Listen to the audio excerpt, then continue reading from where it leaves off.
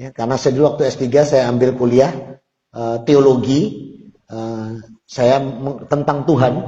Jadi mata kuliah saya cuma 6 kitab. Tripitaka, Weda, Ditrukonamik, Taurat, Injil, Quran. Dan alhamdulillah lulus dengan cum laude. Alhamdulillah. Saya memiliki nama asli agak unik. Uniknya karena memang saya terlahir bukan dari keluarga besar Islam. Saya terlahir dari keluarga besar Kristen. Nama asli saya, nama asal saya adalah Insinyur Yohanes Ignatius Sarjana Teologi. Saya berangkat dari seorang ketua misionaris Kristen Indonesia pada tahun 2004 selepas dari pendidikan saya di IVS Injil Vatican School Roma Italia. Saya 4 tahun di Roma Italia mempelajari ilmu tafsir Injil dan ilmu teologi atau perbandingan agama. Kemudian saya terlahir sebagai anak tunggal, anak semata wayang dari pasangan rumah tangga yang bahagia dan sempurna, yaitu ayah kandung saya tercinta adalah Profesor Dr. Insinyur Ignatius Sastrawardaya Master Teologi. Bapak saya untuk tahun ini adalah menjabat menjadi seorang kardinal dan sekaligus sebagai guru besar ilmu teologi di Indonesia. Kemudian ibu kandung saya tercinta adalah seorang penginjil atau seorang evangelis di gereja, yaitu Insinyur Maria Laura Master Teologi. Dua-duanya beliau adalah lulusan dari Injil Vatican School Roma Italia. Dan saya anak kandungnya, anak tunggalnya, mengikuti jejak beliau. Pada tahun 2000 lepas dari Undip, Universitas Diponegoro Semarang, saya berangkat untuk mendapatkan beasiswa dari gereja, yaitu dikasih kesempatan selama 4 tahun lamanya saya kuliah ada di Roma Italia. Dan di tahun 2004 saya pulang ke Indonesia, disambut besar-besaran oleh Indonesia karena pada tahun 2004 di Roma Italia, khususnya di Injil Vatican School IVS, tahun 2004 itu saya menyandang gelar seorang mahasiswa terbaik pada waktu itu, yang pada akhirnya Indonesia memulai predikat negara yang luar biasa pada waktu itu. Dan akhirnya tahun 2004 itulah saya dilantik menjadi ketua misionaris Kristen Indonesia. Tugas utama saya dulu adalah menghancurkan Islam. Tugas utama saya waktu saya Kristen adalah menghancurkan Islam. Itu tugas saya dulu. Sekarang bukan. Ya, dulu Pak. Masa sekarang udah berubah ganteng begini masih ngancurin ya? Dulu. Ya. Nah, itu dulu. Sekarang sudah nggak punya tugas itu lagi. 1 tahun saya menjabat ketua misionaris Kristen Indonesia. Akhirnya berhasil dan sukses saya menghancurkan Islam. Selamat datang di channel saya. Kita sudah mendengar dari 2 pendakwah tadi bahwa apa yang diomongkan barusan adalah tidak benar, karena mereka berdua sudah mengklarifikasinya. Yang satu pertama ngakunya S3 dari Vatikan, yang diklarifikasi menjadi S2, tapi beliau tidak bisa menunjukkan ijazah-ijazahnya karena kata beliau di ijazah-ijazahnya telah diambil oleh orang yang tidak bisa disebutkan dan dia mau dibunuh gitu. Yang kedua, sudah diklarifikasi oleh mu'alaf-mu'alaf yang lain kalau bukan mu'alaf, seperti cuplikan video yang tadi. Bisa kita kritisi di dalam video ini. Coba kita lihat. Assalamualaikum warahmatullahi wabarakatuh. Bismillahirrahmanirrahim. Alhamdulillahi Rabbil Alamin. Wabihi nasta'inu ala umuri dunya wal akhirah. Qala rabbi israh li sadri wa yassir li amri wahlul 'uqdatam min lisani yafqahu qawli. Amma ba'd. Saudara-saudara dimanapun Anda berada di seluruh tanah air Indonesia, dari Sabang sampai Merauke. Dalam video ini saya ingin memperkenalkan nama saya Muhammad Kaci. Saya sejak kecil hidup di lingkungan pesantren. Saya belajar ngaji sebagai Islam yang taat. Terbukti saya melaksanakan rukun Islam yang nomor 5, yaitu hajian ke Mekah, Arab Saudi.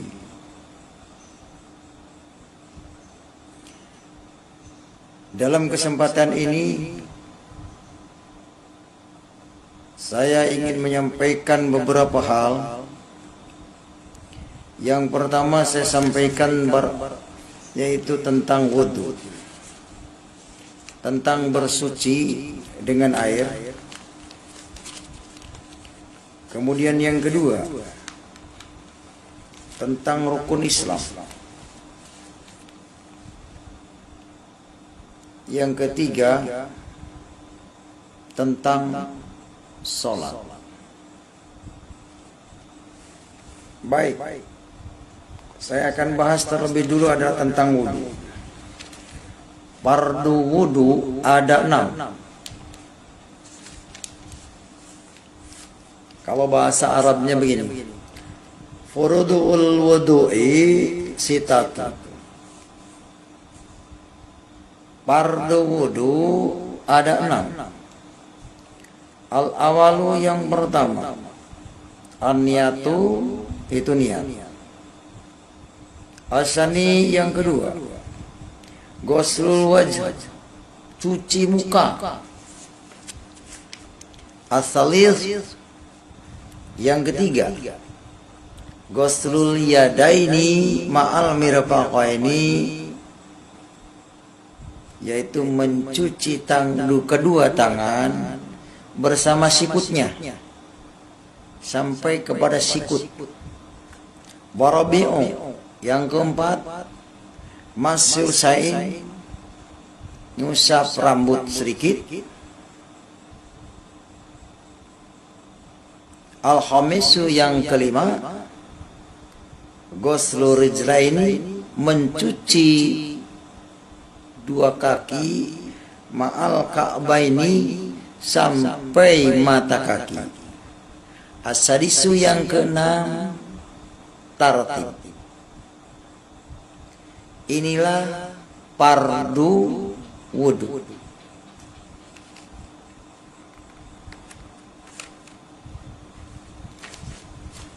Kemudian yang akan saya bahas di sini adalah rukun Islam. Ini dia rukun Islam. Nah, ini rukun Islam. Arkanul Islami khamsatun. Pirang-pirang rukun Islam ada 5. Yang pertama syahadat. Asyhadu an la ilaha illallah wa asyhadu anna Muhammadar Rasulullah. Yang kedua, aqimus shalah, dirikanlah salat. Yang ketiga, wa ita'uz zakat, membayar zakat. Yang keempat, shauma Ramadan, puasa bulan Ramadan.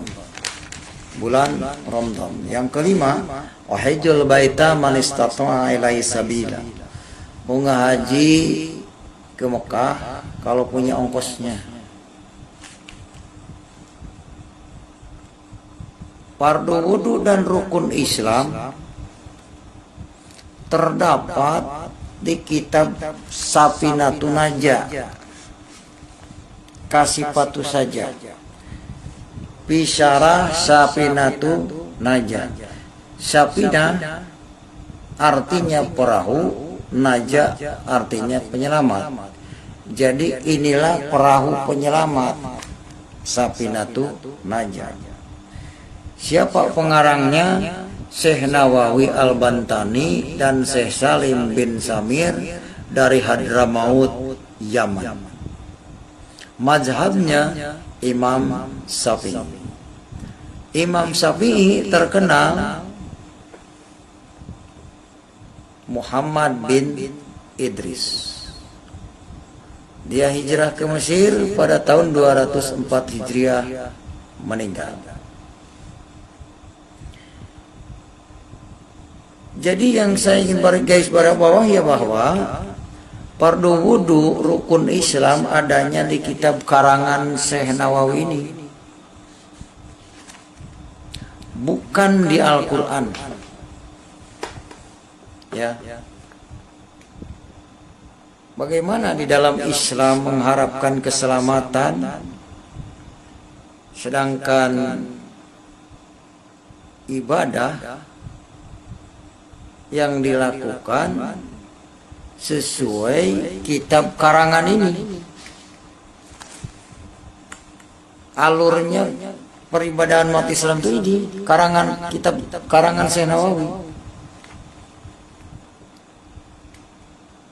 Silakan saudara dipikir secara jernih. Saya menyampaikan ini bukan mau merusak Islam, tapi meluruskan orang supaya jangan terjebak dengan kitab karangan orang dikatakan dari Allah. Itu menipu diri sendiri. Al-Quran mengatakan di dalam surat Al-Baqarah ayat 79 berkata begini. Bismillahirrahmanirrahim. Fawailul ladina yaktubuna kitab biaidihim summa yaquluna hadda min indillah. Yang artinya, maka kecelakaanlah bagi orang-orang yang menulis kitab dengan tangannya sendiri, kemudian dikatakan ini dari Allah. Saudara masih ingat tadi saya katakan rukun Islam ini dari kitab karangan ini. Tapi syahadat, sholat, zakat, puasa dan haji itu katanya perintah Allah. Padahal jelas kitab karangan ini fakta. Ya, saya bukan menjelekkan Islam. Saya meluruskan. Jangan punya pikiran bahwa saya dikira merusak Islam atau saya melecehkan Islam. Ini bukti fakta kitabnya loh. Saya menghimbau kepada saudara, sadarlah saudara, jangan merasa benar. Nih kepada para mualaf nih, Yahya Waloni, Ustadz Kainama, terus siapa lagi, Islam Mukoginta. Ini karangan nih. Ya, ini fardu wudu nih tadi nah, fardu wudu, tuh jelas ya, fardu wudu. Terus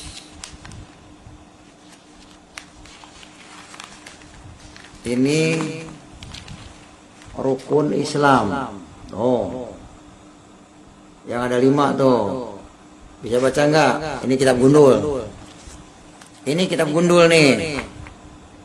Yang menyesatkan banyak orang Indonesia itu disesatkan oleh kitab gundul ini.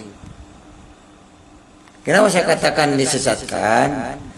Ini adalah politik orang Arab untuk menarik devisa dari seluruh negara.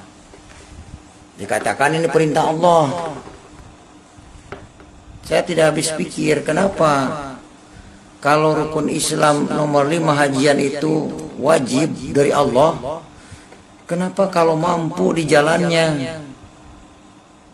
Masa sih Allah membebani manusia yang tidak mampu? Kan aneh. Tidak kasihan dong yang tidak mampu naik haji, dosanya tidak diampuni. Kalau memang naik haji itu menghapus dosa. Katanya Al-Quran berkata begini, la yukallifu nafsan illa wus'aha. Innallaha la yukallifu nafsan illa wus'aha. Sesungguhnya Allah itu tidak membebani seseorang kecuali sesuai kemampuannya. Sekarang rukun Islam, kalau tidak, ya umat Islam tidak melakukan rukun Islam, maka tidak sempurna Islamnya.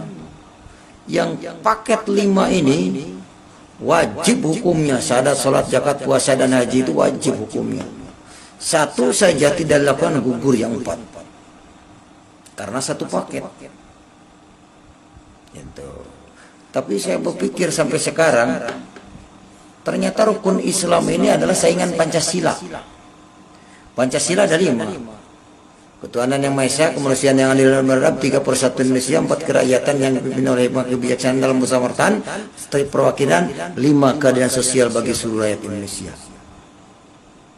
Bagi bangsa Indonesia, daripada rukun Islam dari karangan ini, lebih baik Pancasila yang 5. Ya. Nah, umat Islam, kiai demo kemana-mana, teriak-teriak, ingin menegakkan ini, hukum ini jadi konstitusi. Ini yang disebut kitab fikih nih. Makanya saya kepada Pak Jokowi, Bapak Presiden Joko Widodo yang pernah masuk ke Ka'bah, masuk ke Masjid Nabawi, ke kuburan Nabi Muhammad, tahu di dalamnya. Tolong Pak Jokowi, rakyat Indonesia ini jangan dijadikan objekan devisa negara Arab. Memang sih hajian itu ibadah ke sana, memberi makan orang Arab. Sebab kalau tidak ada yang hajian ke Mekah, miskin tuh negara Arab, padang pasir. Ya, kalau nggak disumbang dari setiap negara. Nah, syariatnya kitab ini yang membuat kaya orang Arab. Orang Indonesia yang habis-habisan jual sawah, jual kebun, jual kambing untuk berangkat ke Arab. Di sana semua cium batu, Hajar Aswad, termasuk kaum-kaum musyrikin. Saya ngalami itu.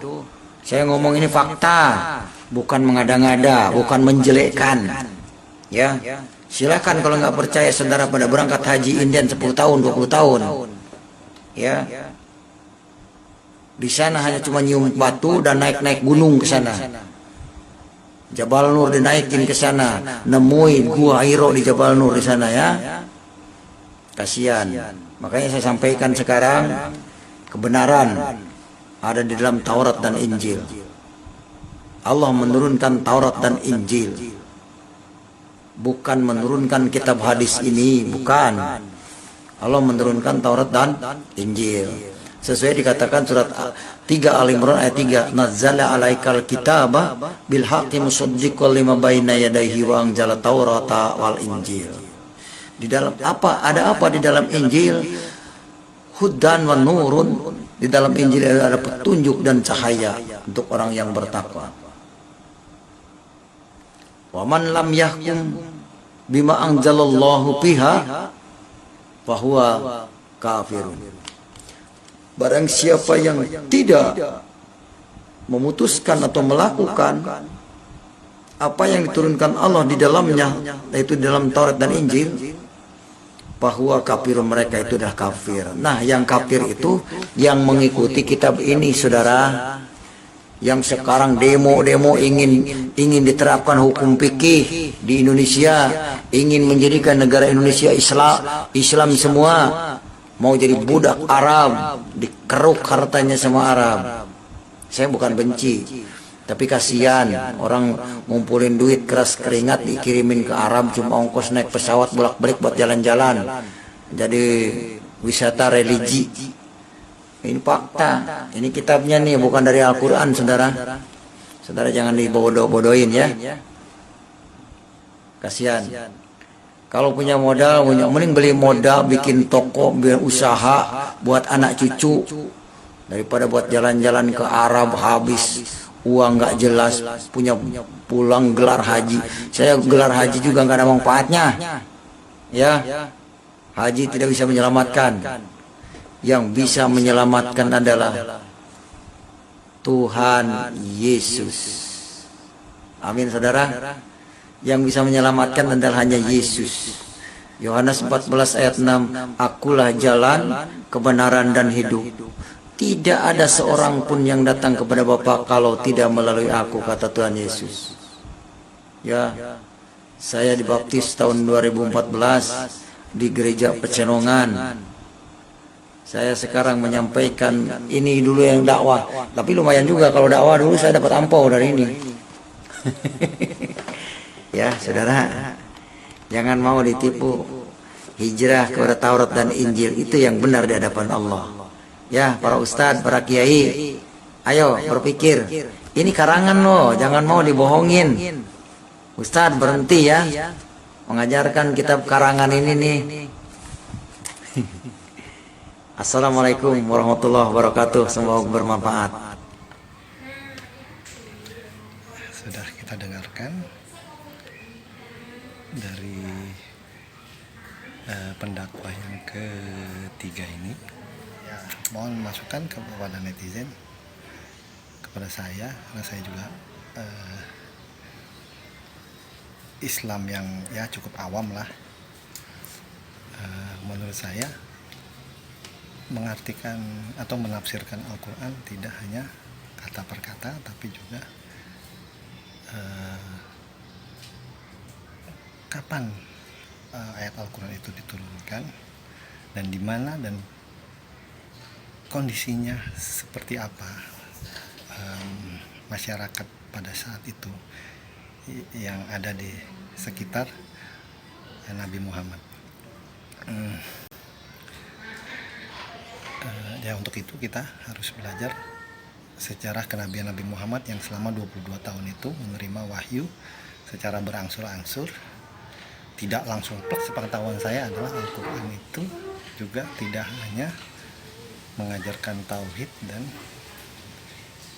dan akidah, tapi juga di isi Al-Quran itu ada sejarah, ada ilmu pengetahuan alam, ada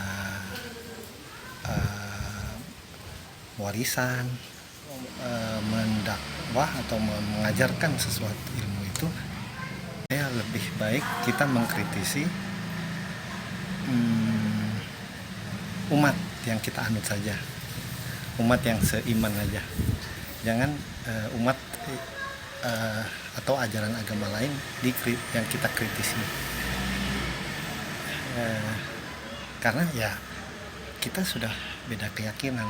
Untuk apa kita mengkritisi orang yang benar-benar sudah beda keyakinan sama kita?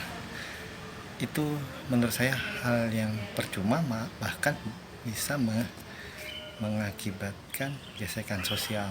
Ajaran agama Islam mengajarkan hablum minallah dan hablum minannas. Menurut saya kalau hablum minallahnya bagus, hablum minannasnya pasti juga bagus. Ya, Anda bisa menyimpulkan sendiri bagaimana ulama-ulama tadi atau pendakwah-pendakwah tadi, bagaimana mereka mengantarkan ilmunya ke khalayak awam. Ya, itu aja. Mungkin kalau ada kritik, saran, dan masukan saya perlukan, karena saya juga butuh masukan supaya ilmu saya bisa bertambah. Ya, terima kasih. Wassalamualaikum.